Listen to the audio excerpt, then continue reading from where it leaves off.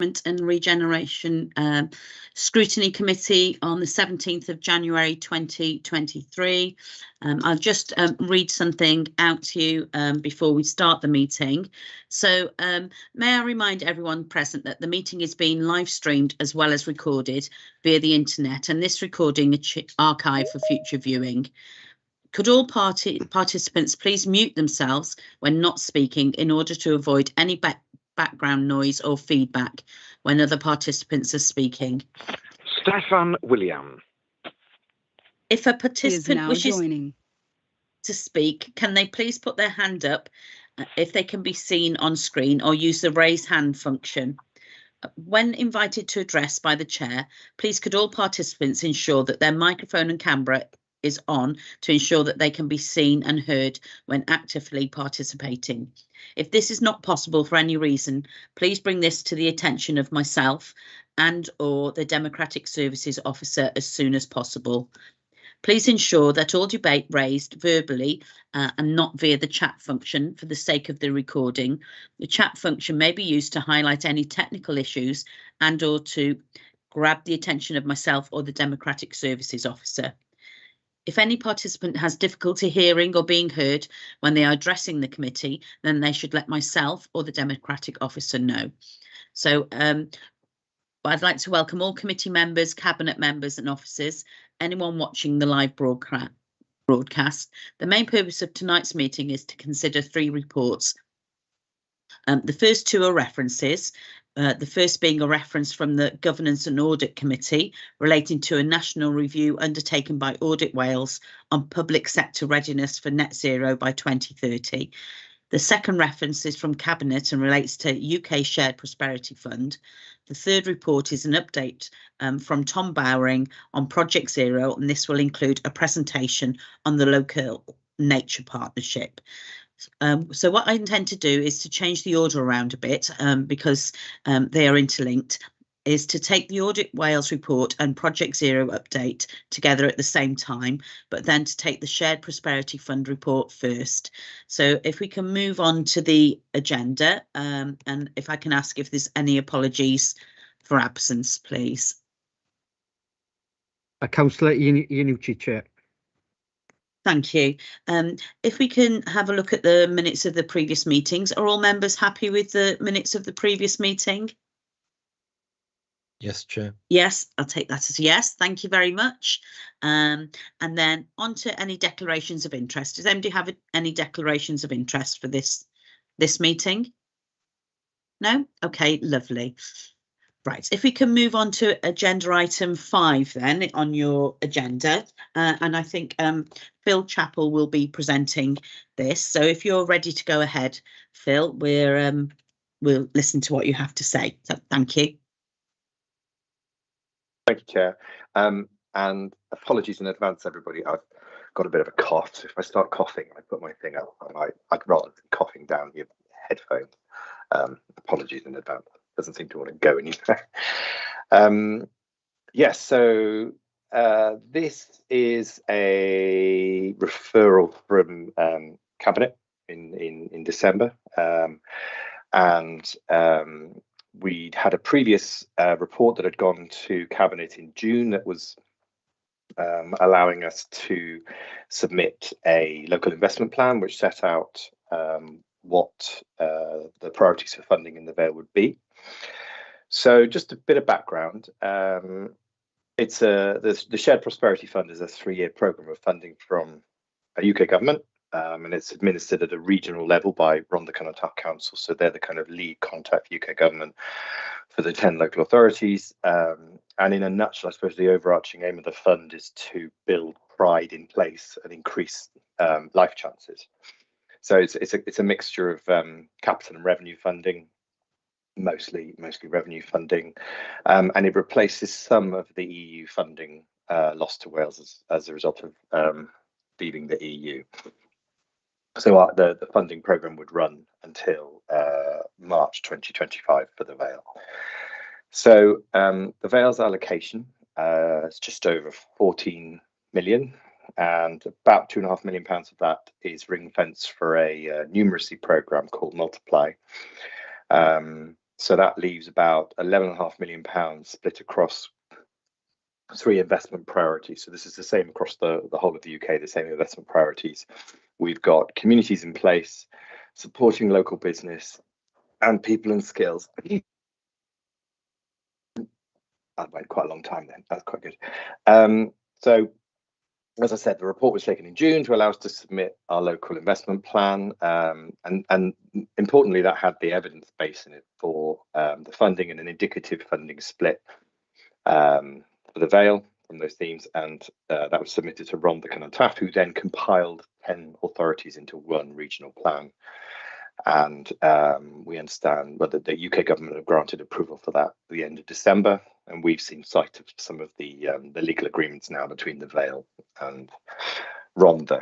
So I suppose this report is more of a mechanical report to kind of approve the use of the funding allocation for grants, to approve externally commissioned projects, expressions of interest, appoint third parties, and then kind of prepare all the legal documentation that's needed as part of that process. It also allows us to set up governance structures. So it means that where we've got grant schemes under each of those themes, it'll allow us to assess and determine applications for the funding, and that might vary depending on scheme. We haven't actually got a huge amount of time left to spend this money and get applications in.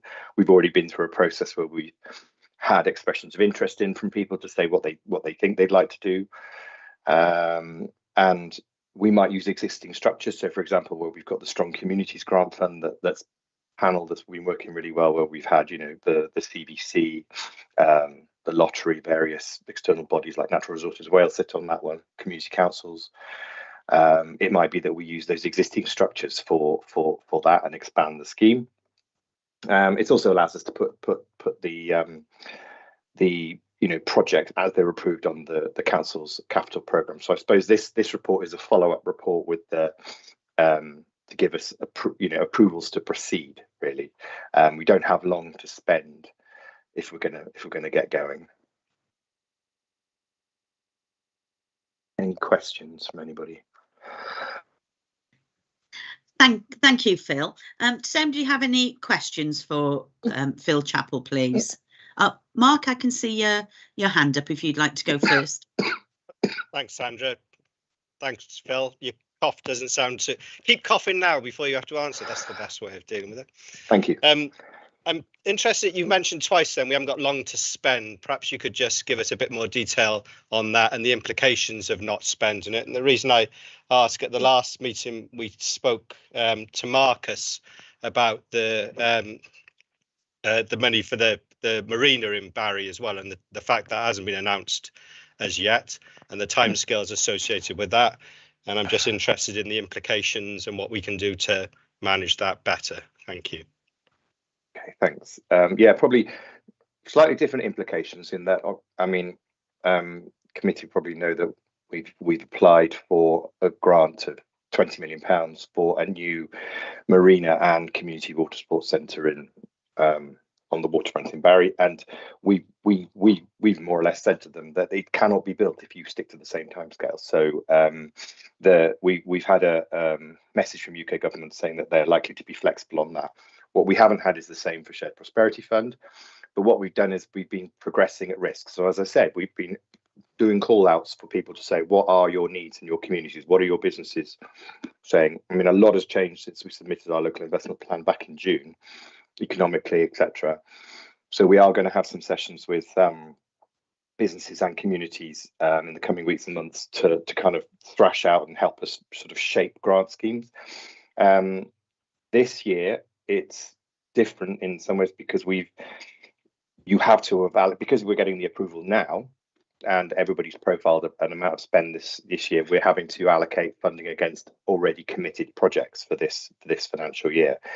So I think deliverability is going to be a massive factor in our decision to award funding or to projects they're going to have to prove that they can deliver, whether it's a grant scheme. We haven't had any technical guidance from UK government yet, because there's all sorts of things about what is defrayed, when is, what can be claimed, procurement. We're getting the stuff now on subsidy control, so we're sort of proceeding at risk, but not putting the council at risk, if you know what I mean. So it's the profile is quite realistic, and what it does is it ramps up over 2 years. So our committed spend, I think this year is something like 1.4 million, and then it goes up again to about, I think it's about 6 million next year, and then the bulk of the work would be approved later on. There is also the scope for regional projects. So Cardiff Capital Region have got a project via this, so it could be, as we go through the next 2 years, Rhondda and TAF have got quite a hard job managing £220 million of funding between all our authorities, because actually they don't have much flexibility to spend between the years. And also, if we don't spend it by the end of the 31st of March, we lose it. Hence my point about making sure we spend the money and in line with the themes. We have been told that we've got the flexibility. So like I said, we probably would have put more money into the communities theme. I mean, obviously some of the sort of overarching, the headlines for each of the things that underpin the funding. We've got cost of living rises, climate change, the impacts of Brexit. And those are some of the kind of key issues we want to address. But it might be that where we're seeing businesses now with higher heating bills, it may be that we'd have put more money in the decarbonisation for businesses. But I think we've still got the scope to do that. So we're having regular meetings about that. Thank you. Councillor Penn, if you'd like to ask your question. Thanks, Chair. Forgive me if you've covered this already. This is my first meeting with you guys. With the negative effects of Brexit and the loss of EU funding, does the Shared Prosperity Fund totally make up the difference, or is there a gap between what we had in EU funding and what Westminster are supplying through the Prosperity Fund? At a Wales level, yes, it's significantly less. We've lost programs that have been traditionally very useful, and in some cases we can't spend that money, using this pot. So it's the other thing with the European programs is we'd have had a 6-year program of X million, and you'd be able to sort of plan well ahead into doing it. So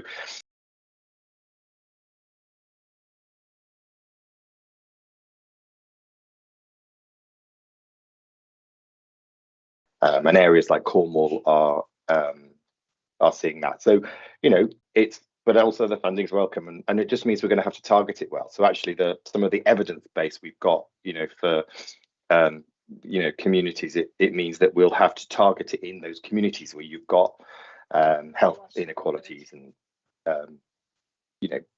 low green coverage, for example. And we've got some evidence from Barry that's saying there's not sufficient green coverage in Barry. So it has allowed us to go, these are what we think the priorities are. And that's what we've done. We've gone out to people and said, this is what we think the priorities are for the Vale. This is what we think the current challenges are, and ask people to come forward. And what we've not been really allowing people to do, because we've been pushing it back on them, is people are saying, I want to come forward and do what I do using Shared Prosperity Fund. And you go, that's great, but show us where the evidence base is in the Vale. Or they might not work in the Vale at the moment. They might be a national organisation and say, I want to come in and do this project because we know it works. Well, that's great, but show us the stats on young people, the stats on homelessness or skills levels or whatever it might be to prove that there's a need for it in the Vale. So there was a danger with the community renewal fund that we had before. A lot of that was out of our hands, really, in terms of being able to approve the projects. But this is a lot more in control compared to that.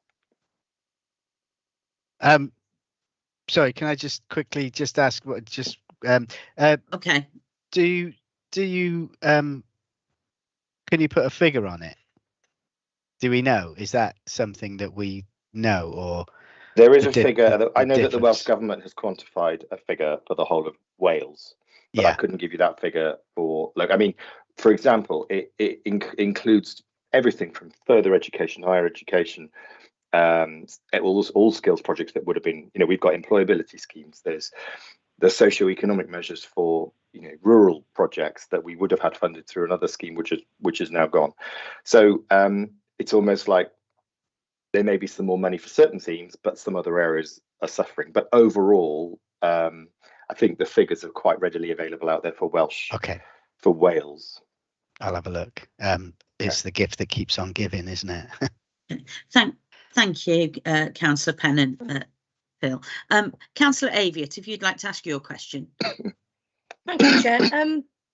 Yeah, Phil, can you expand on the employment support for economically inactive people, please? Can you just expand on that, please? And also the local skills. Yeah. Thank you. Is this under the? I'm looking at this now. So this is under the skills theme. Is that the bit that you were referring to? When there's a priority communities outreach activity.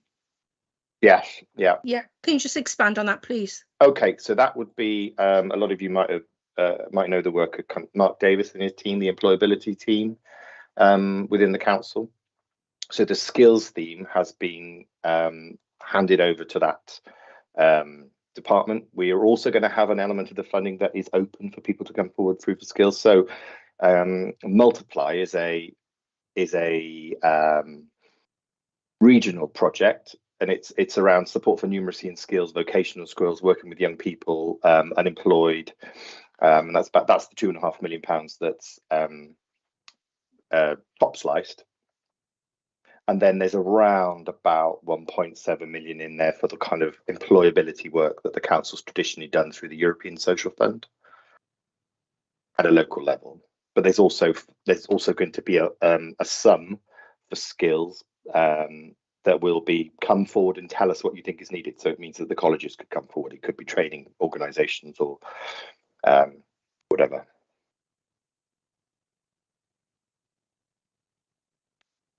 Thank you. Does that answer your question, Councillor Aviat? Yes. I could certainly get more. Yeah, I can get more detail on it if you want. Yeah, please. Yeah. Please. What does it mean, like, for people in, what does it really mean for people in our wards? How are they going? How are they going to benefit from it? Okay. I tell you what I'll do is I'll get you the details of the new project. I can tell you what they've done in the past, but I need to make sure that what they're doing in the future fits with the program. So let me get you a summary of that. But it's in a nutshell, it's employability support, cradle to grave, kind of into employment. Thank you. That's great. I can't see anybody else wanting to ask any questions. I have sort of a question sort of based around what Julie was just asking. So the money for the Multiply, the 2.5 million, the actual, and I think it was in the report, the actual adult ed that we already provide that would have numeracy and stuff like that. Does this Multiply sort of replace that, or does it fund what the adult ed, we're doing anyway in sort of the library and stuff like that? No, so it's got to really be for new activity. It's not there to subsidise kind of existing activity. It's got to be for, so where for example the adult, we've had meetings with colleagues in adult ed, and there may be a scope to do targeted work additional to what's already provided using this funding, and there'll be a process for them to access this money to do that. But again, it's down to the evidence of needs. You'll say, right, which postcodes, which wards are you going to be working with? What is the evidence base, and what are the, how do you know that what you're going to do is going to work? Okay, so because I think we had things that where we had a member of staff who used to go into schools and run it with parents and things like that. So this multiplies similar to that sort of idea about projects where you'd start again, sort of going into schools, teaching parents numeracy and stuff like that within. I've got the full summary of the Multiply Regional project, so I can share that. Okay. But I suppose what I'm trying to say is that one of the bonuses of this funding, and it's still as onerous as European funding. I think that was one of the things that maybe we thought would come out of it, that the funding administration would be easier, but actually it isn't looking like it's going to be easier. But what we have got is the flexibility at a local level to say, underneath this theme of supporting businesses to grow, to decarbonize, or to innovate, that's as broad as we're allowed. We can be that broad, so that it allows a bit of innovation and a bit of, you know, different thinking. It's not just here's a grant for a boiler. It's about what could your whole business do to, you know, to do all of the above. Or and I think, you know, supporting businesses in town centres, it'll just allow that kind of complete flexibility to try, you know, new activity. That's what we've always had in the past with the leader funding, which was always so good. It allowed you to take quite risky decisions with funding and be bold with businesses. So you know, depending on the appetite, there is a chance to do things like that again here. Okay, that's lovely. Thank you, Phil. So from the councillors who have spoken, I suppose what I'm hearing is, you know, fantastic that we've got this money, fantastic that we're going to be able to do different things. It's a shame that it's such a tight time scale and needing to spend the money, you know, and that we've only got till 2025 to spend it, but within the year we've only got till 23 to spend this year's, till March 23. Is that correct? So yeah, so we welcome this. I think Scrutiny welcomes it. Regular, yeah, we do have monthly meetings with UK government. So yes, to date, our work with them has been very positive. Which is good. It's good that it's positive. It's a shame that it isn't as much as we used to have, but we welcome any money that can help the population of the Vale. And it's just that the time scale is quite narrow as well, but we welcome that any future initiatives that can help get people into work or help businesses and stuff like that as well. Okay, so thank you very much, Phil. And if you're finished, I think any queries, drop me a line. Yeah. Yes, yes, and if you can send us the information that we talked about, I think the committee would be quite interested in seeing that. But thank you very much for giving the report today. Thank you. Okay, so if we can move on now, if we move back to agenda item 4, and we've got Tom, and we've got agenda item 6 with it. Tom, are we going to when are we going to do the presentation, Tom? I wonder, Chair, whether you might want to take it after the reference, but before the substantive report on Project Zero. Yes, that would be great. Is that okay? Yes, I'll let you lead on this, Tom. Okay, thanks very much indeed. Thanks, thank and good evening, committee. The first item is a reference from the Governance and Audit Committee for your Scrutiny Committee. It's also been referred to Corporate Performance and Resources Committee tomorrow evening as well. And it relates to the Council's annual Assurance and Risk Assessment report, which is produced by Audit Wales. It's coming to your committee specifically in relation to a request to consider the Council's response to recommendations that are made in the Audit Wales report, which come from a national study which the body undertook. So members will be aware that it's our internal process to report proposed responses from the Council to any regulatory recommendations to the relevant Scrutiny Committee, to Governance and Audit Committee, and then on to Cabinet. Once those are agreed, the recommendations and responses are managed by officers, reported to the Strategic Insight Board on a quarterly basis for oversight, and then to members of the Governance and Audit Committee formally twice each year. Scrutiny committees also see references in the quarterly performance reports to relevant regulatory recommendations. So the report to Governance and Audit Committee sets out that one recommendation was made in Audit Wales's report on the Vale of Glamorgan Council, and that was in order to meet its net zero ambition, the council needs to fully cost its action plan and ensure that it's aligned with its medium-term financial plan. And that recommendation, Chair, came out of as a result of a piece of work that the Auditor General for Wales did in July 2022 and published a report on the public sector readiness for net zero carbon by 2030. And we appended Appendix B to the report, a copy of that national study for members' information.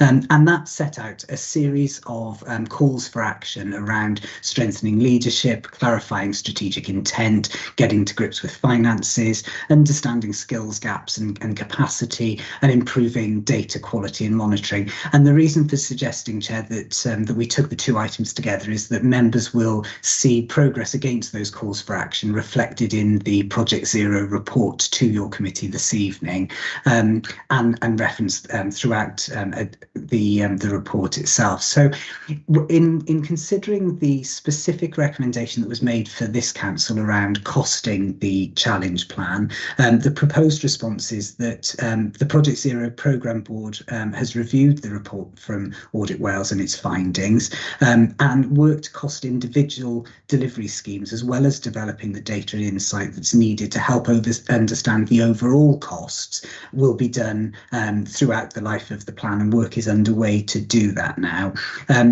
It's going to take some time, given the need to consider potential sources of funding and finance streams, and to make sure that we're leveraging the funding that is needed alongside our own revenue and capital budgets. Committee will also note that our challenge plan has both an internal and external focus, and it's an organisational wide piece of work, so it's not a straightforward thing to do, so will take us a little bit of time. However, committee will know that in the report to committees in October on the medium-term financial plan, reference has been made to Project Zero, and the report that the council's cabinet will be considering on Thursday this week, specifically around the use of reserves, also makes significant reference to Project Zero. So that's a bit of background. Members of committee this evening are being asked for views on the response to us undertaking that work to cost Project Zero, and we'll be also asking views of corporate performance tomorrow evening as well.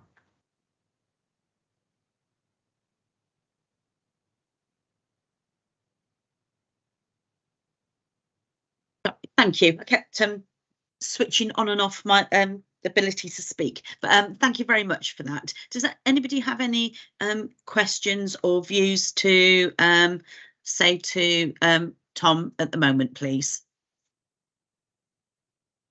I haven't got. Oh yes, Councillor Hooper. He doesn't fail me. Thank you, Councillor. And now I just couldn't get up to the button. It just strikes me as, I think this is good context for the report we're taking later.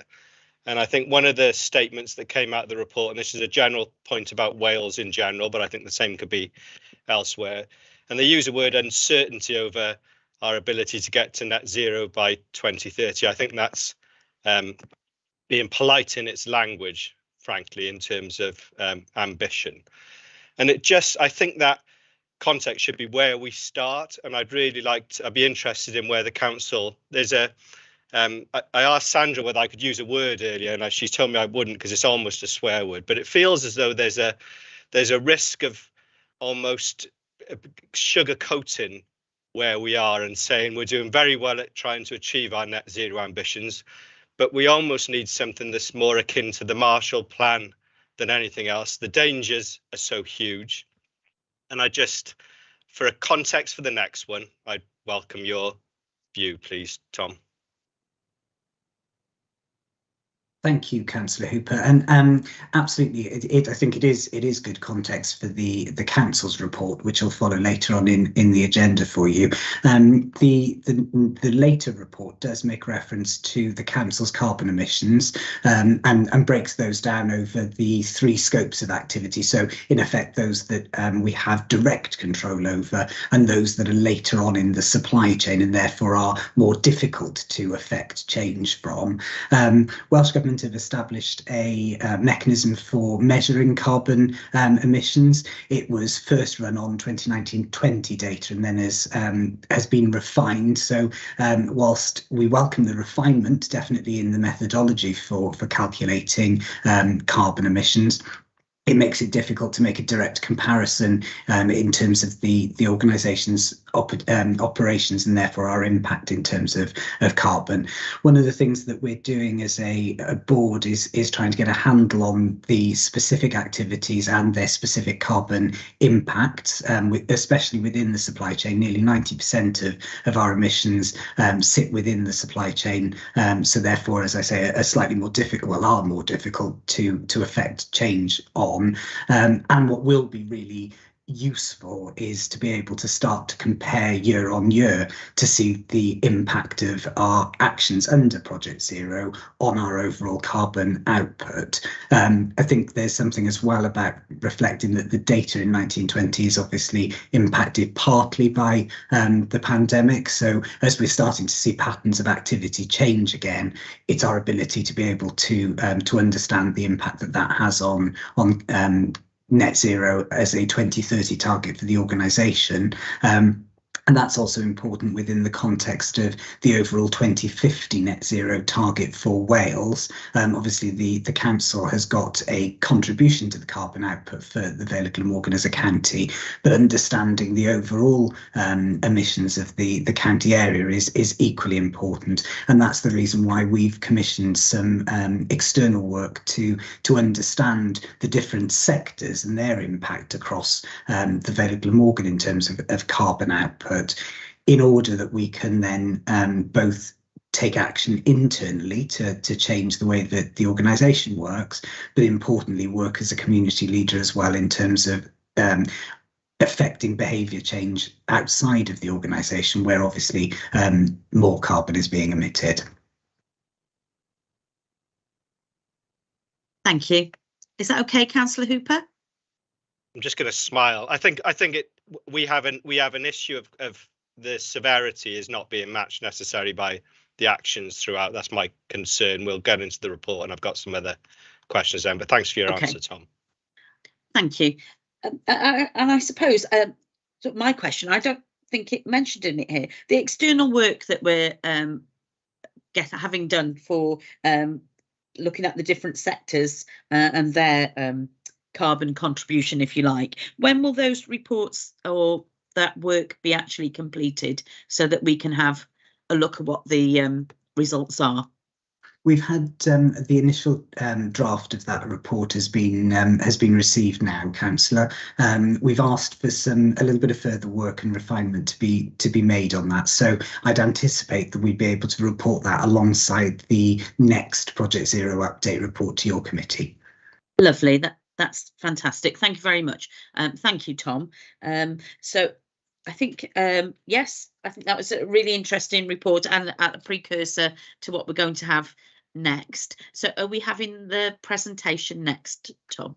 Yeah, if you're content to take that, yes. Chair.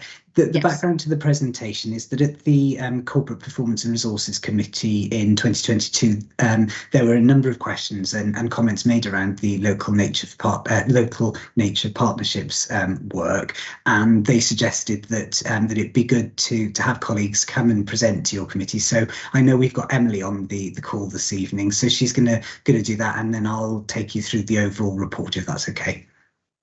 That'd be lovely. Yes, whenever you're ready, Emily. Thank you for coming along this evening. Yeah, I'm just going to share my screen now.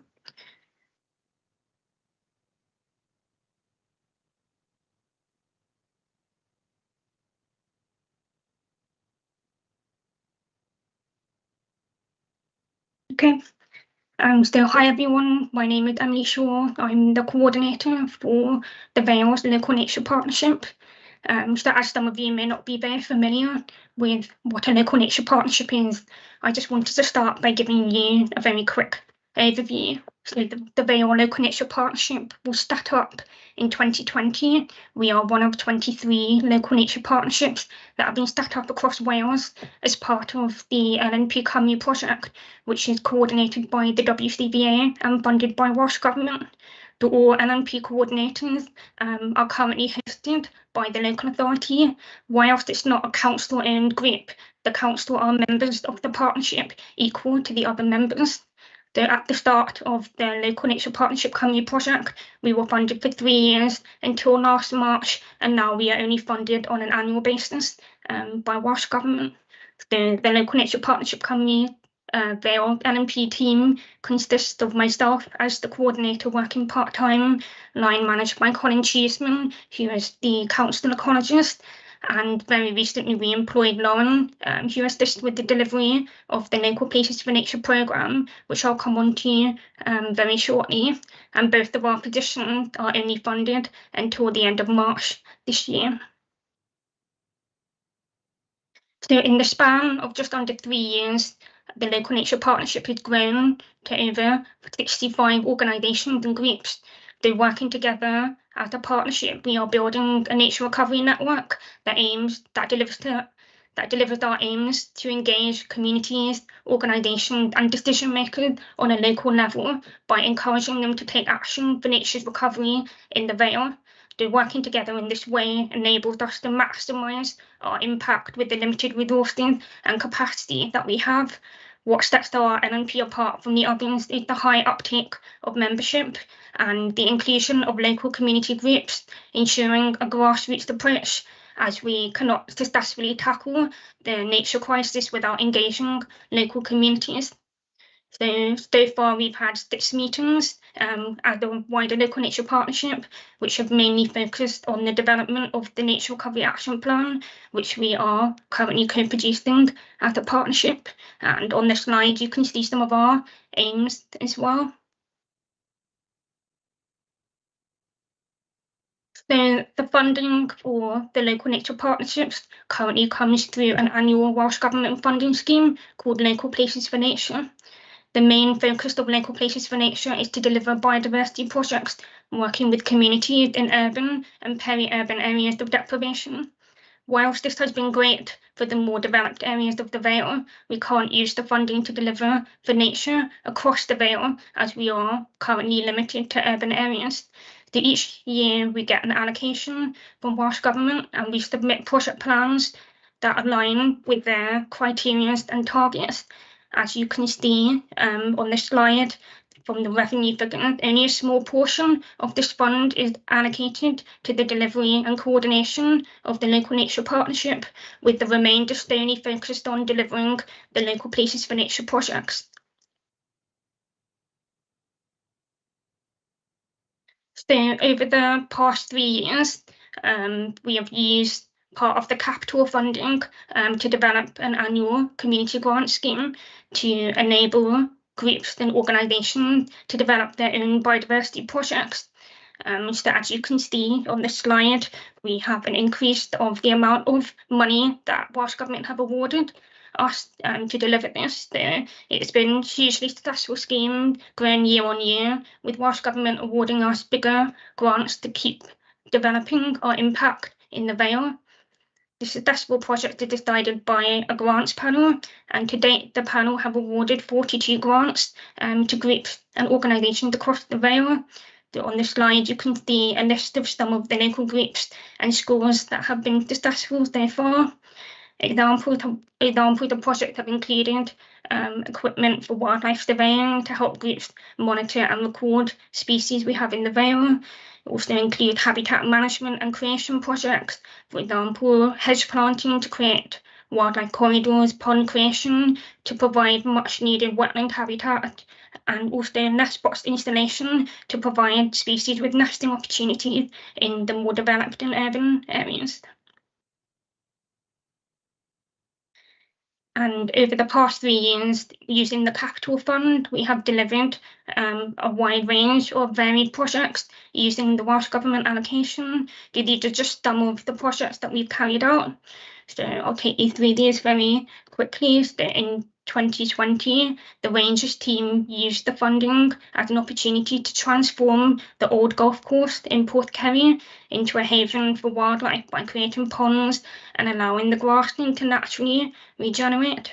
In the same year, a green wall was installed on the BCST building in Barry to support carbon capture and introduce green infrastructure. Last year, we worked on a number of projects across the Vale, including the Grenham Court Biodiversity Project, to help make green spaces around the sheltered housing scheme more nature-friendly and to allow residents to engage more with nature on their doorstep. We have also been working with community groups and community councils to restore and enhance species-rich grassland. Examples include the dump in Barry and Dennis Parish Common, where we created a community meadow. We've also purchased meadow management machinery, such as cut and collect machines and seed harvesting equipment to help support this. And all of this equipment is available for the community groups to use. And we have also started we've been working with the countryside team in the country parks to introduce conservation grazing into the parks as a natural approach to meadow management, moving away from mowing using machinery. And this year, 2022 to 2023, we have been working in Barry, Penarth and Clantwick on our project called Connect and Recreate, which aims to connect and improve green spaces for biodiversity. We are working with the council to improve biodiversity in parks such as St Davis in Penarth and Dobbins Road in Barry. The project also aims to help people reconnect with nature through habitat management training and volunteering opportunities. Just coming on to managing grassland there, with the major declines in species-rich grassland and pollinating insects, one of our main focuses as a partnership has been on improving how grassland in the Vale are managed for biodiversity. It has been a big focus, not just for the Vale Local Nature Partnership, but all across Wales, and Welsh Government have been very supportive of this. So Colin and I have been working very closely with Adam Sargent from Parks, Mike Clogg from Highways, and Nick Jones from Housing to identify opportunities to manage grassland better for biodiversity. So we have set up a monthly working group to help facilitate this. We carried out a pilot scheme on the Fon 1 versions, which was a great success, with over 300 orchids and several other wildflowers naturally appearing. This change to a twice-yearly cut and collect management will now be replicated along other sections of that road, as well as sections of the A48. We carried out a consultation with the Local Nature Partnership to help identify versions in the Vale that can also benefit from this change in management. That we received over 200 responses, and some of these suggestions have been included in the new grassland contract that Adam is working on. And I am working with the comms team to develop new pages on the council website to help communicate these changes to the public. The Rangers team have made fantastic progress using the cut and collect machinery, not only within Cosmeston and Porthcurry, but also along the Heritage Coast. They have been instrumental in ensuring that the machinery is used by local groups across the Vale. And in addition to this, to support the need for locally sourced wildflower seed in the Vale, the Local Nature Partnership have set up a seed nursery in Amelia Trust Farm. We are using the seed harvester, which collects wildflower seeds from the best grassland sites in the Vale for use in future restoration projects. And running parallel to this, we have joined forces with Bridgend and Newport Talbot Local Nature Partnership to set up a tri-county meadows group to help support landowners and residents with grassland restoration. The Local Nature Partnership are currently producing a 10 to 15-year nature recovery action plan that sets out the priorities for species and habitat conservation in the Vale. For the first 5 years, it will detail exactly what we want to achieve by partners and the costing. It's a working document that will be updated and changed over time, adapting to resources made available to us. It's not a technical document, as it has to address the wide range of audiences, including the public, policymakers, politicians, and partners. The key message being that everyone has a role to play in nature's recovery. The document will be launched in the spring this year, and all members of the Local Nature Partnership, including the Council, will be asked to adopt and sign up to help address the biodiversity crisis. And progress against the actions will be reported annually to the Local Nature Partnership, who will be the guardian and ambassador of the Nature Recovery Action Plan. So just finally coming on to what the next steps are for the Local Nature Partnership.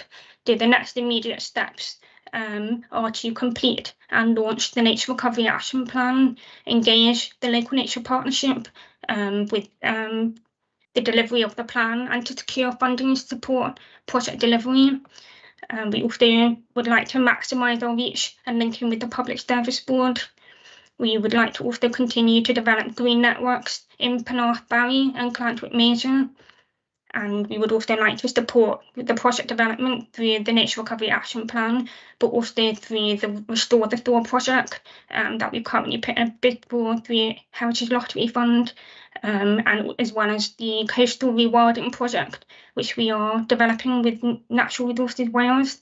And most importantly, we are looking to secure funding to ensure that we have the capacity to deliver all of the above. So yeah, thank you very much for listening, and yeah, Colin and I are happy to take questions. Thank you very much, Emily. That was really interesting. I've got a councillor who wants to come in and ask you questions, and I'll wait until the other councillors have finished. Okay, so Councillor Champion, if you'd like to come in. Hello, good evening, and thank you for your presentation. Two things. Obviously, the annual grant is not ideal. You got a grant up until this March, you're saying? Yeah, and that's do you know correct. about next March? No, we don't currently. Okay, and as Welsh Government haven't said anything about perhaps making that a 2-year or something. Have the other councils been able to lobby? Because obviously going from a year-to-year basis is not ideal, particularly when you have like a 5-year plan. Yeah, no, I agree. Yeah, that's not ideal, but that's currently the situation that we're in. But I think the councils need to go back to the Welsh Government and perhaps. And one other thing, I'm in Cowbridge and there's the Western Vale, and I know the Western Vale has a lot of nature, but there are places within the Western Vale that does probably need to be looked at.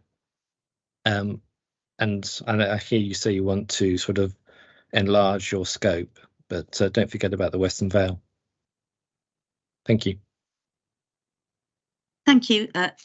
Thank you, Councillor Champion. I've got Councillor Hooper, and then I think I've got Councillor Perry. Oh, you're on mute, Mark. Yeah.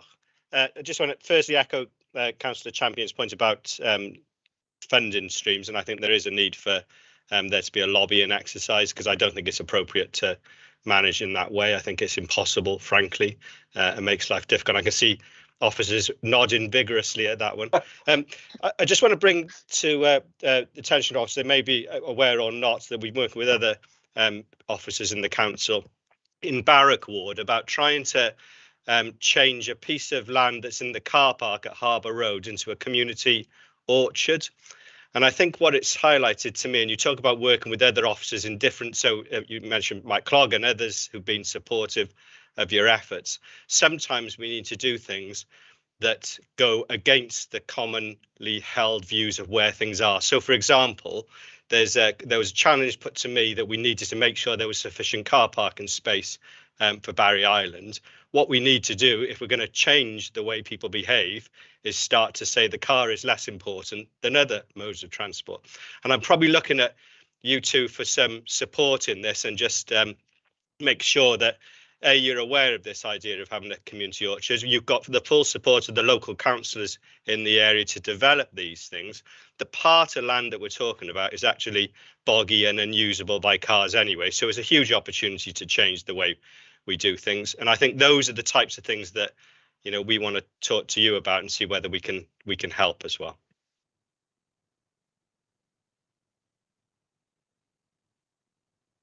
I think that would be, yes, good to talk to them, but I think you also might need to talk to the cabinet member as well, who's responsible for that, to see whether it's actually feasible.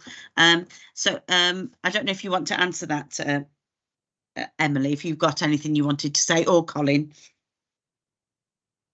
Well, I think we were aware that there were proposals for that piece of land, although we didn't know it was specifically about an orchard, but we'd be happy to give any support that we can to making that change if it's possible. Thank you. So Councillor Perry, I think if you want to ask your question. Hi, it's more of a comment. Thanks for that. And obviously we're living in terrible times where we don't invest properly in our people, and we are cutting back on things that are important, and it's a very, very sad time. You mentioned the verges of the A48 earlier, and obviously my community lies along the A48. Now, we saw the verges weren't cut last year, but there was perhaps opportunity there to engage more with the community council and inform and perhaps work with the community council and across the Vale Town and community councils and see if we can help one another through cooperation, because some community councils, and no one locally, does have some money for this and would be very, very happy to work with you. Some people mentioned community orchards. There's an aspiration in my own community for orchards and allotments, and I think if you can reach out to us at the community level, two hats here, and maybe we can collaborate a little bit more and help things to get done. I mean, you've probably seen our desperate situation. I will raise it. We are losing habitat in Bombleston and in St Nicholas because of decisions made by the Vale of Glamorgan Council. So all we're trying to do now, in a way, is replace what's being lost now because of, in my opinion, poor decisions and short-term decisions, and we're carrying on as we always did when nature still doesn't matter in the Vale of Glamorgan. So you do have support in places, but do please reach out to us. Thank you. Thank you, Councillor Perry. I've got another hand up. I'm sorry, I can't actually find out who's put their hand up. Okay. All right, I've got back onto it. Councillor Johnson, if you'd like to come in. Thank you, Chair. I'm not a member of this committee, so I hope everyone's okay with me speaking. Firstly, I was just going to quite clarify whether or not this presentation is also going to be given with this report tomorrow at Corporate Performance, in which case I'll make my comments there rather than here. But if it's not being made tomorrow, then I'll make my comments here rather than there. Does that make sense? Tom? Thanks, Councillor Johnson. The intention was only to take it to this committee this evening, so not to Corporate Performance and Resources tomorrow evening. Okay, so I'll make my comments here because obviously I asked for this as a presentation sort of last summer when we were discussing this at Corporate Performance and Resources, because I thought it was important that that councillors have an understanding of local places for nature and what it's doing, simply because it's a sort of there's a great deal of work going on behind the scenes that affects our communities, but we don't necessarily see it unless it's highlighted to us. So I think I wanted to make sure that councillors, I mean, particularly for this committee, Environmental Regeneration, are aware of the work that's going on from the local nature partnership. But obviously there's also other funds as part of this from Keep Wales Tidy and from the National Heritage Lottery Fund. I know that Barry Town Council are engaging with, I think, the National Lottery Heritage Fund about a site in Barry. And I'll echo the comments from Councillor Perry about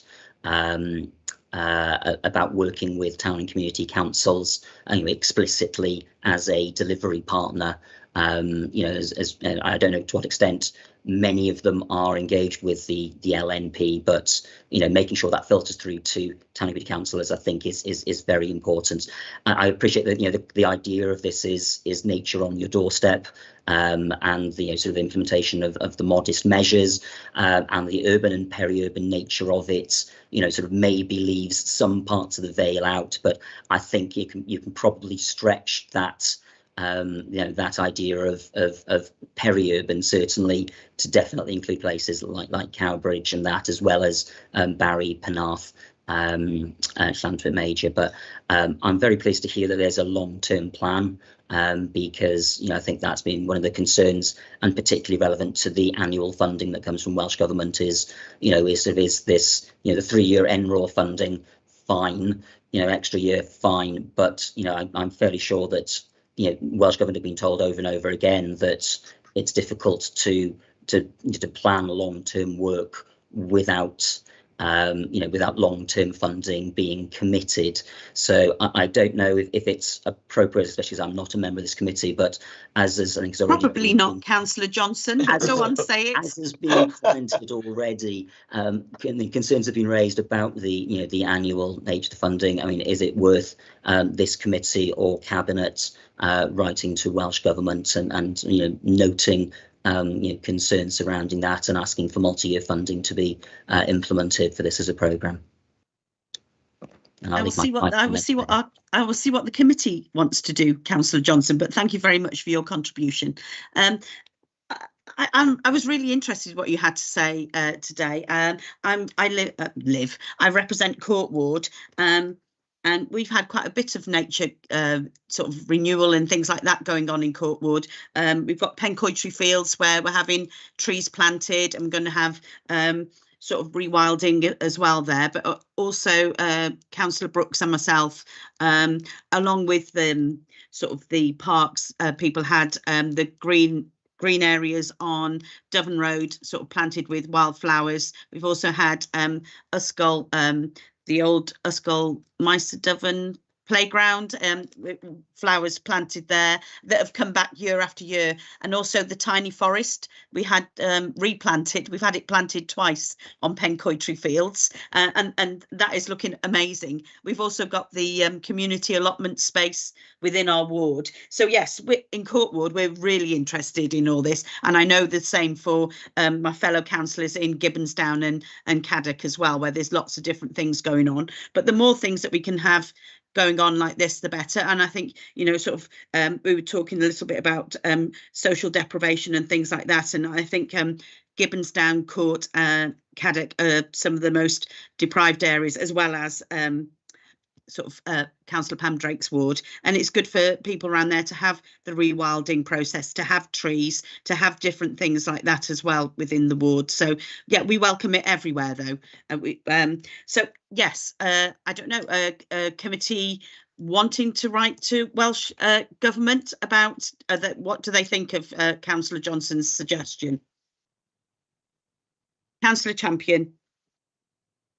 Yes, I'd like perhaps Cabinet to write, but I was wondering whether we could get various Mr. Cheeseman's compatriots in other councils to have a group letter, so that they can see that a lot of councils are worried.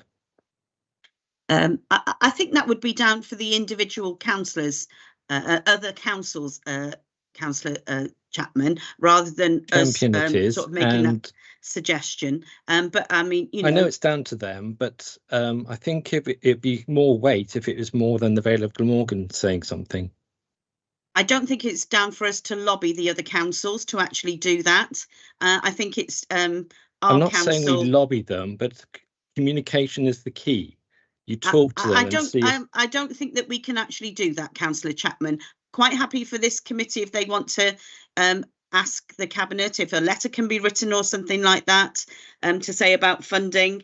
I think we all know where the funding restraints come from for Welsh Government, but we won't go into that now. But if committee are happy to ask whether Cabinet could do that, and I've got Councillor Liz Burnett who'd like to speak, if that's okay with the committee. If you'd like to speak, Councillor Burnett. Thank you, Chair. I will stay off camera because I'm sort of juggling commitments at the moment.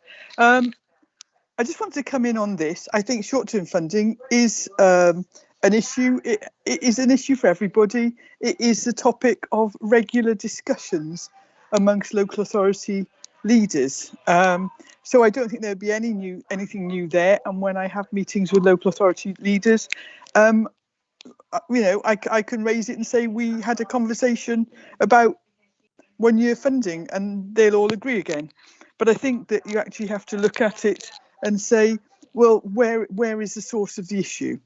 I mean, this year, we've had issues on the short time scale of setting our own budget, and that's because we didn't get notification from the UK government down to Welsh government in terms of what that was happening. We've had so many spending reviews over the last number of months that actually trying to get any handle of where we were in terms of funding was virtually impossible. So it is an aspiration. It's an aspiration for all local authorities. I'm quite happy to write to them all, but I don't know what it would achieve. And I'm quite happy to write to the Minister for Finance and Local Government. But seeing as she knows my views very well in advance, I don't know what it would achieve. But if committee want to make a recommendation on either, then I'm quite happy to do so. Thank you, Councillor Burnett. So I've suggested something. Councillor Champion has suggested that we get the Cabinet to write a letter to Welsh Government. What do other councillors think? I think, Chairman, I'm more than happy to second Councillor Champion. I'm sorry I joined the meeting late, but it's been an excellent presentation. And of course, maybe we on our side, the Chamber, could also take steps to write to the Minister through other channels of communication to Welsh Government. Thank you. Thank you. Councillor Hooper. I think Councillor Johnson's point has got some merit insofar as a different voice than Councillor Burnett's and others, and I think the more voices putting pressure on it, the better. I agree with Councillor Champion. I think it is a good thing for to speak to other councillors, but I would suggest that this committee could write itself. We've taken the presentation. We've been impressed by the amount of work that's going on. I think collectively feel that this is being restricted by the funding streams, and therefore we should say it. And if the person we need to say it to is the Welsh Government Finance Minister, then we should. So I would suggest we do, right? Okay. I think the suggestion we had that it would go through Cabinet. There isn't anybody who's that's already been seconded by Councillor Anthony Ernest. So if we vote on whether we want it to go through Cabinet, if people want a letter to be written from Cabinet to Welsh Government, if you want to raise your hands, please.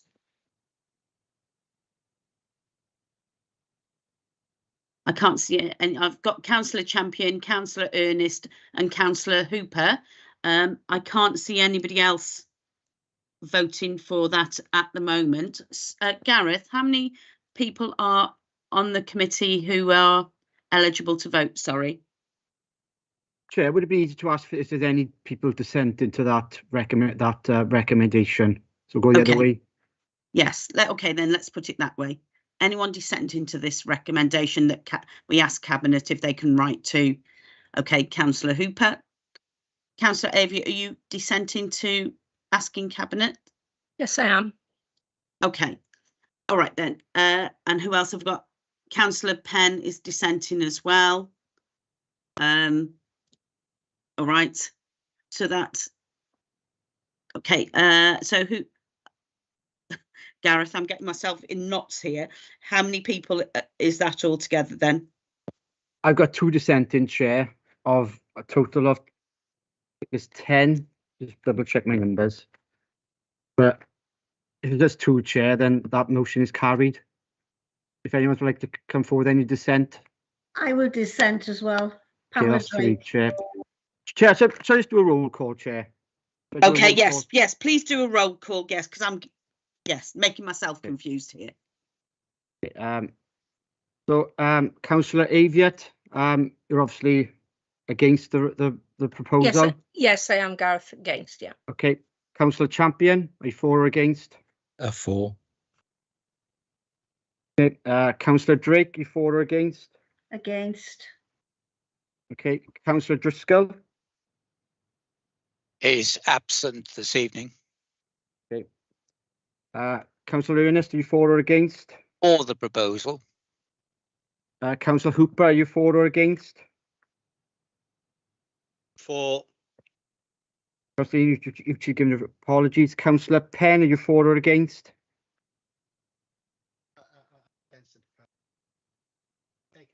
Councillor Penn? Can you hear me? Yes. Yeah, sorry. Yeah, against. I just querying whether a proposal by someone not on the committee is okay. That's all.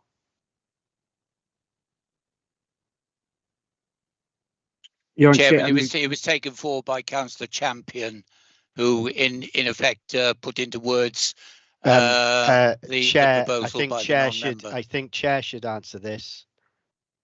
You're not Chair, Councillor Ernest. I'm not Chair. You're on mute. Making the point. Councillor Perks, you're yeah, on well, mute. I think Chair should answer it. Can you people just listen to the chair, please? I do beg your pardon. I had myself on silent again. Yes, Councillor Champion did propose it. It was suggested by somebody outside of the committee, and I did suggest that perhaps they couldn't do that as well. But yes, Councillor Champion proposed it. It was seconded, so that's why we're voting. Okay, yeah, against. Okay, Councillor Perks, are you for or against? Against. Okay, Councillor Perry, are you for or against? For. Okay, and Councillor William, are you for or against?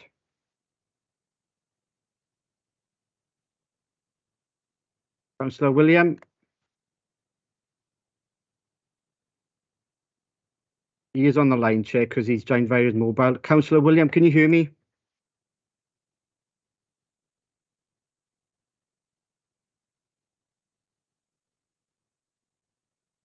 Councillor William? So I'll give him one more last chance, Chair. Councillor William, Can you hear me? Okay, Chair. On that basis, I have 4 for and 4 against. So the final, as was you, Chair, you have a second vote if you wish to exercise that, Chair. If you're for or against. Against. Okay, then that falls, Chair. Okay, thank you, everybody. I'm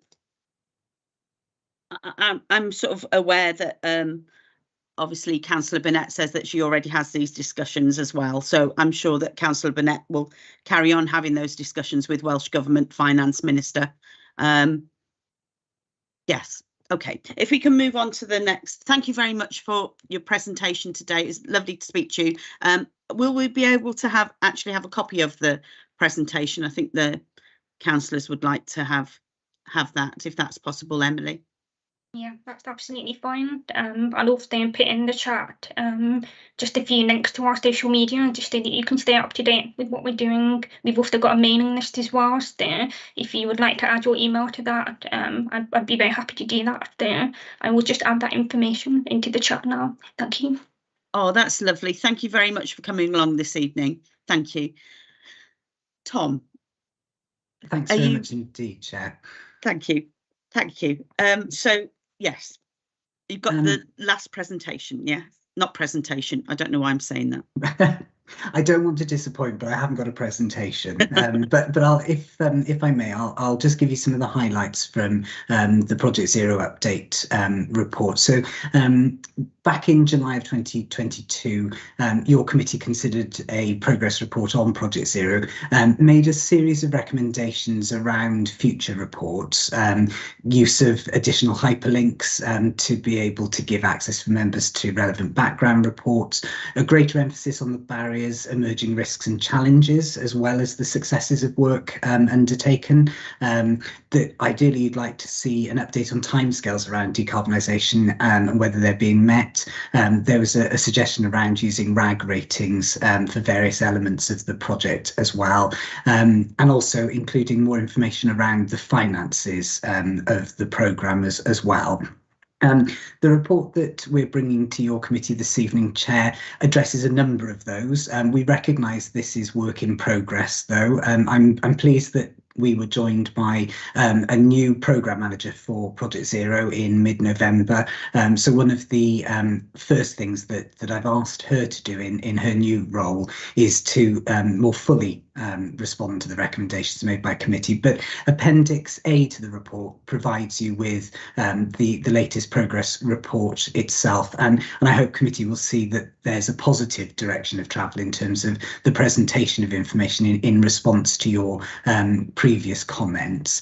The challenge plan, as you're aware, and I mentioned earlier, addresses both the 2030 internal target for net zero, but also the 2050 target for Wales and the Vale of Glamorgan as a whole. So Appendix A is structured around the three areas of the challenge plan. Committee are increasingly aware of these, around demonstrating strong leadership, fulfilling our responsibility to current and future generations, as well as making a difference now. The report sets out within the body of the covering report a series of progress updates for you. So in terms of demonstrating strong leadership, we've attended a number of community conversation events in places like Llantwit Major and Penarth. Within the next few weeks, the Project Zero web pages will be relaunched with further information for people and more of an interactive focus. We've made strides in terms of the training provision that is being offered to our colleagues in order to develop skills. And you'll be aware that we've recently concluded the consultation on the Council's annual delivery plan, and we're currently consulting with the Public Services Board on the draft wellbeing plan as well. In terms of the challenges around fulfilling our responsibility to current and future generations, the report makes reference to the new green infrastructure plan that's in development. The work that Colin and Emily were just describing makes a contribution to that. And members will be aware that the review of the LDP, the local development plan, is progressing. Work is also underway in terms of the active travel network map, and that was approved by Welsh Government. We're also making progress in terms of the installation of new public electric vehicle charging points across car parks in the Vale, with plans in place for more on-street points later in this calendar year as well. We've concluded the public consultation on the draft waste strategy, as well as undertaking works to install automatic water meter reading devices, which should reduce the amount of water lost through leaks. And also I'm pleased that through Ystadau Cymru, which is the Welsh Government's assets programme, we were able to secure funding to support a survey of decarbonisation of the portfolio of 22 community centres and 2 buildings that were leased out to GVS as well, and those surveys will be commencing shortly. And then in terms of making a difference now, so things that the council does in terms of our internal operations, a new procurement policy and strategy have been drafted. They're currently in the final stages of internal review, and that's really important for reasons that I'll come on to in just a moment. We've also undertaken work around hybrid heating systems in over 40 council homes, and work is underway to complete surveys of condition to inform the 25-year asset renewal programme for all schools as well. We'll be bringing to Cabinet shortly a new asset management plan. That's one of the key strategies of the organisation in terms of decarbonisation, and is something that the energy team will be progressing in the next couple of months. In December of 2022, Cabinet agreed to sign the Public Services Board new Staff Healthy Travel Charter. That's a more stretching charter than the original one, and will involve us making further strides to support our staff, to encourage behaviour change and adopt different ways of travelling to work and for work. And also we've kicked off a review of our digital strategy in the last few days. That's going to make sure that that aligns with our carbon emission reduction goals, increasing the use of digital technology to reduce reliance on travel, for example.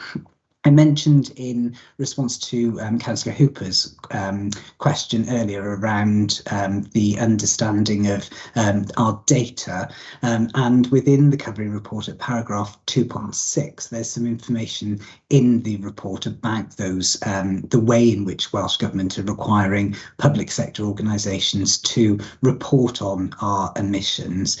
I mentioned the different scopes. So scope 1 emissions are direct emissions like our fuel combustion and our fleet emissions.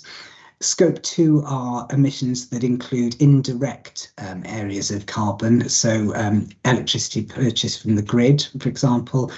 And it's scope 3 that includes indirect emissions, so those, for example, attributed to procured goods and services. And in our 2021-22 return to the Welsh Government, we calculated that 89.5% of the organisation's emissions were calculated within scope 3. So that's within the supply chain, therefore indirect. My apologies, my cat has decided to join us. That reporting approach, as I mentioned to Councillor Hooper earlier, has changed in the last couple of years. So so what we're seeing is that is going to be used as a baseline for us in terms of measuring our emissions. And I mentioned, Chair, as well, and it's referenced in paragraph 2.8 of the report, that we've commissioned that work to understand the county-wide emissions. And that will obviously be really important for some of the aspects that we have in terms of our leadership role. So we'll bring that to committee as soon as that's ready. The report also makes reference to the resources that are available to the programme. So we've got a series of updates within the report, for example, around schools projects, the commitment of Welsh Government to fund 100% of net zero schools within Band B, but that information is awaited on later parts of that Sustainable Communities for School programme. And you've got a variety of updates in terms of the activities that are underway within the school's estate itself. The report then goes on to talk about some of the energy efficiency work that's being done to the housing stock that is owned by the council to meet the requirements of Welsh Government legislation. So you've got some of the information there. Corporate Performance and Resources Committee, when it considered the Project Zero report, asked for further information to be set out in reports around the use of reserves to support the activity. And this is obviously aligned with the Audit Wales recommendation that as a committee you considered earlier in the agenda. So we do set out in paragraph 2.17, the current structure of reserves, broken down by capital and revenue, with the projected balance to the end of this financial year.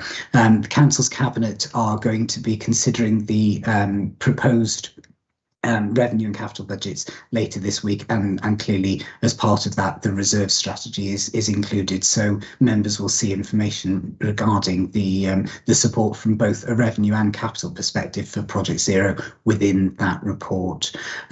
We also, as a Project Zero board, have agreed how we should be taking a strategic approach to the use of reserves, so requests for reserve funding coming through in a standard format for us to be able to scrutinise to make sure that they are used as effectively and efficiently as possible.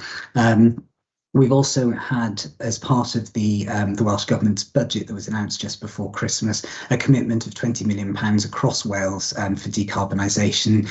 The allocation of funding is not yet clear for the council, but we will be in receipt of a proportion of that funding. And Phil also, in his presentation to you earlier, Chair, talked about the shared prosperity funding, and there are specific allocations to address decarbonisation schemes in the local community, and the programme will develop those schemes as we go forward. Just finally, to give an update in terms of where this sits within the council's overall strategic priorities, you'll be aware committee were consulted as part of the development of the annual delivery plan. That consultation is now just concluded and will be reported to Cabinet and then on to Council in the next couple of months. Project Zero is identified as one of 3 critical challenges for us as an organisation. So I think positioning that at the highest strategic level of importance for us, and there are some specific actions set out within the annual delivery plan in order to be able to respond to both the climate and the nature emergencies. And the report sets out some examples of the actions there. And also, I mentioned the Vale Public Services Board wellbeing plan, which is currently being consulted upon. There's a wellbeing objective within that strategy of a more resilient and greener Vale, and we'll look to contribute as a council to the activities that are underway. So I'm aware that there's a series of recommendations for you this evening, Chair, but I wonder whether you want to take any questions before we get to that point. Yes, let's take questions first, and then we can go through the recommendations then. Thank you for that, Tom. So I've got Councillor Mark Wilson, then Councillor Penn, and then Councillor Hooper. So Councillor Mark Wilson, if you want to speak. Thank you very much, Chair. Obviously, there's a few things. I think it's a cracking report, and obviously Project Zero is very much on the focus of the council, and so it should be, because clearly, you know, climate change is one of the big things that we're all facing, and we've got to find ways to mitigate against it. I mean, one of the things that I'm very keen on delivering across the Vale is electrical charging points. And I mean, I've got some fairly good news, because I know that there's a one in Albany Road that's going to be done in the end of February, for instance, in Penarth. There's others going on all across Barry and the Western Vale. But obviously, we're looking for more places for electrical charging points. And I think it is a balance, because it's not always easy to find those locations either, because, you know, we do have an awful lot of parking, as we know, in the Vale Glamorgan. And, you know, to find a space where we can put electrical charging point is a challenge. I'll be honest, it is a challenge, especially in our town centres. So I'd be grateful if any members have got any ideas of where they'd like to have future charging points. By all means, please let me know and see what we can do. And obviously, I'll discuss it with officers to see, you know, how we can have more of these charging points.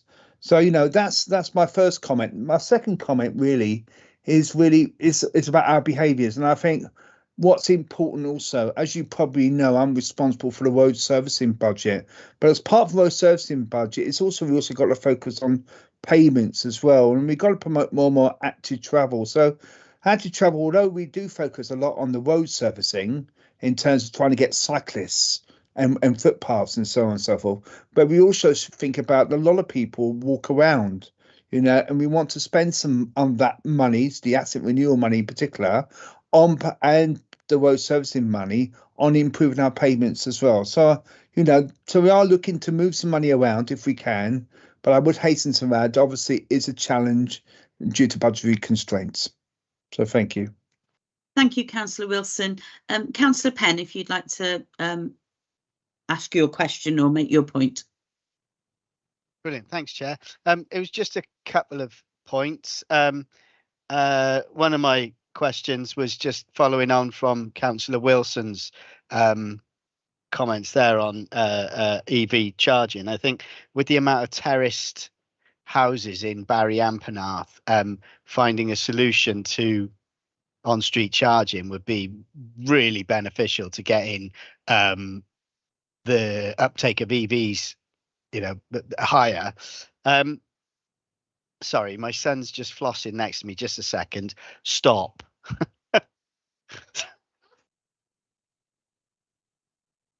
Oh, you're on silent. Yeah, sorry. Right. So 2.4, the active travel network map. Great to see the cycle storage and repair stations. I think a big challenge on getting people cycling is Biglis roundabout to Dinas Powys. What's the progression with washing machines going now as well? What's the progression with the cycle lane from Big List to Dinas Powys, and with the replacement of trees because of ash dieback, will those be ash or other indigenous species? Sorry about the washing machine. We can't hear it. It's fine. Okay. Tom, did you want to answer Councillor Penn? Yes, certainly. And I can answer with certainty one of the three, with less certainty the second. And if, with your permission, Councillor Penn, I'll get you some information on the third. So in terms of the electric vehicle charging points, in terms of terraced housing, absolutely you're right in terms of that being a potential barrier for the increased uptake of electric vehicles. And I'm aware that colleagues within neighbourhood services and transport are working as part of the Cardiff Capital Region in order to look at different solutions for how that can be supported. And I'm aware that there's some proposals being developed for a range of different possible approaches that could maybe be adopted. So we'll certainly be able to provide further information in due course in terms of how that could operate. And I think some of that is about understanding the geography and layout of the different areas, and Barry and Penarth are two of the ones that I know they're definitely working on. I'll get you an update if I can do separately on the active travel map, the route between Dinas Powys and Barry. That's something I don't have awareness of. And it's my understanding, but I want to double check if I may, that it's not replacing ash with ash, it would be with other species, but I will confirm that with your permission. Brilliant, thanks Tom. That's lovely, thanks Tom. Councillor Hooper, if you'd like to ask your questions.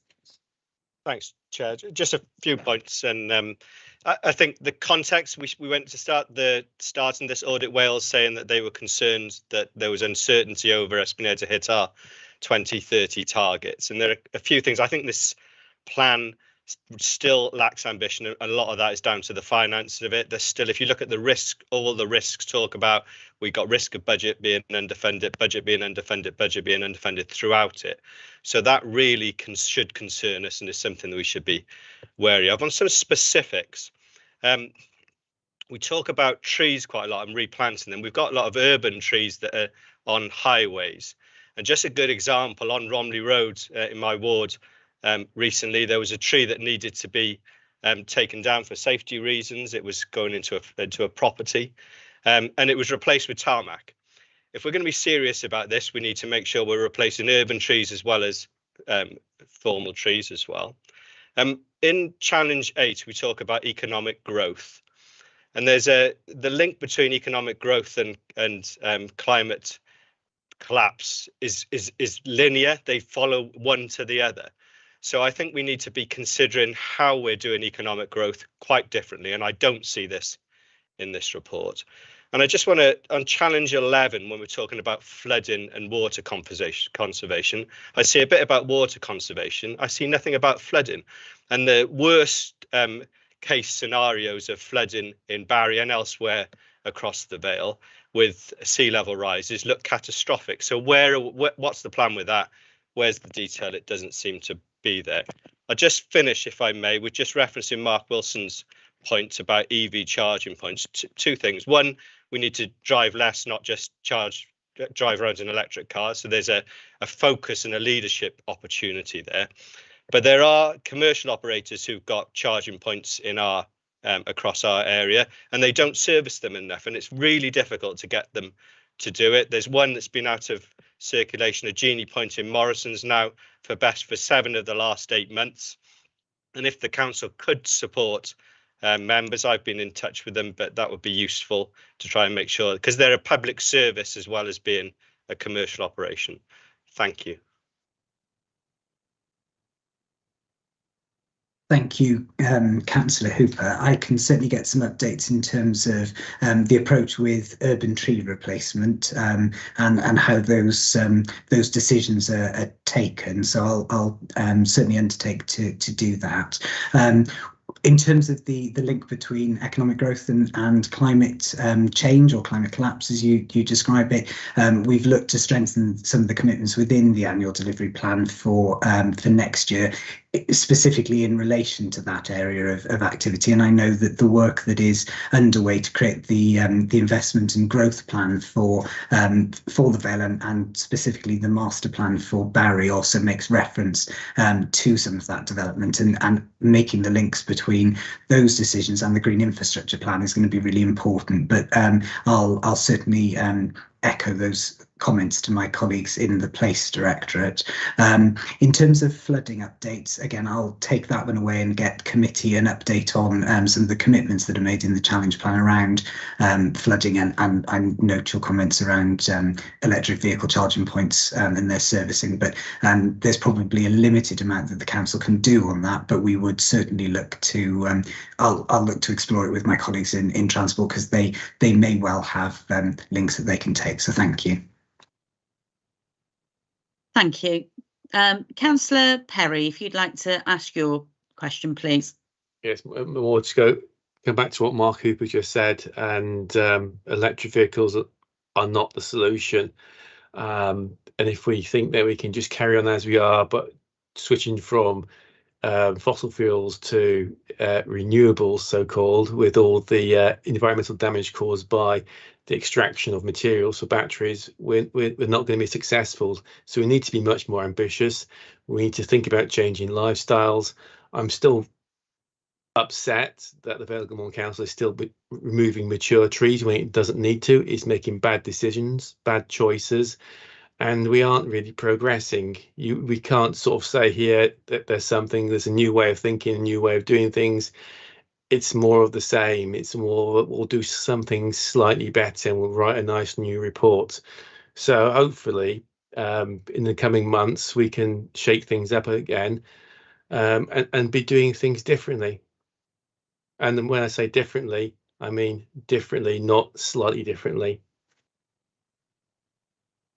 Thank you, Councillor Perry. What I would say as chair is I mean, we have to appreciate the work that the officers are actually doing within the council on carbon zero. And to say that they just produce a shiny new report, I think is a bit disingenuous, actually. I would like to, you know, sort of like thank the officers for the work that they are doing under financial restraint. We know where the financial restraint comes from. It's not Welsh Government. Sorry, I'm digressing. Tom, I don't know if you wanted to actually come back on any of that. No, not particularly, Chair. I'll note the comments from Councillor Perry. Okay, thank you very much. I haven't got anybody else's hand up, but we have got a number of recommendations for this committee. Has everyone managed to have a look at the recommendations? Yes? Are we all happy to support the recommendations? Yes? Okay, so move the recommendations. Do I have anybody to second those? I'll second those, Chair. Thank you, and we're all voting for. Thank you very much. Thank you very much, Tom, and we look forward to hearing your next report to us on carbon zero as well. I enjoyed reading it and your presentation, so thank you very much. Thank you, everybody, for coming along this evening. Our next meeting is going to start at 5 o'clock, and we have got a very busy agenda in the next one that's coming up, hence why I've agreed that we can start at 5. It's on the 14th of February, so I hope that everybody can make it. It should be quite interesting. We should have some public speakers wanted to come along and chat. Sorry, Councillor Hooper. Given that, Chair, should this be a meeting that we hold in true hybrid rather than via Teams? I know when you considered it, you were thinking one of the key recommendations for it to go hybrid is whether people are interested. We've got things that people are really interested in, black bags, 3 cycles. Can we do it? Can Civico actually manage this now and we go into the council chamber? Because you know, we've had one experience today where somebody hasn't been able to vote because of the system, because they couldn't get on. It's just, let's have some. We're supposed to be a scrutiny committee, and scrutiny involves people seeing people, I think.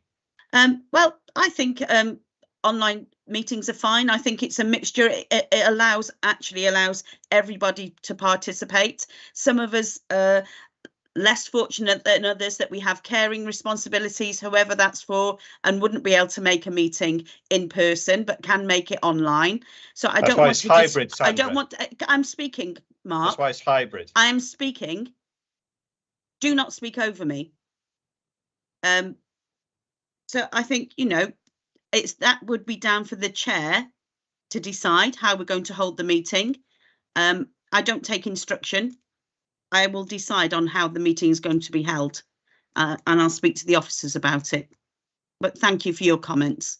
As I said, that starts at 5 on the 14th. We will have public speakers there as well, and you will have the agenda shortly. It should be quite an interesting one. It will be a long one, so bring your sleeping bags and your cocoa, because we'll be there for some time. But thank you everybody for participating this evening.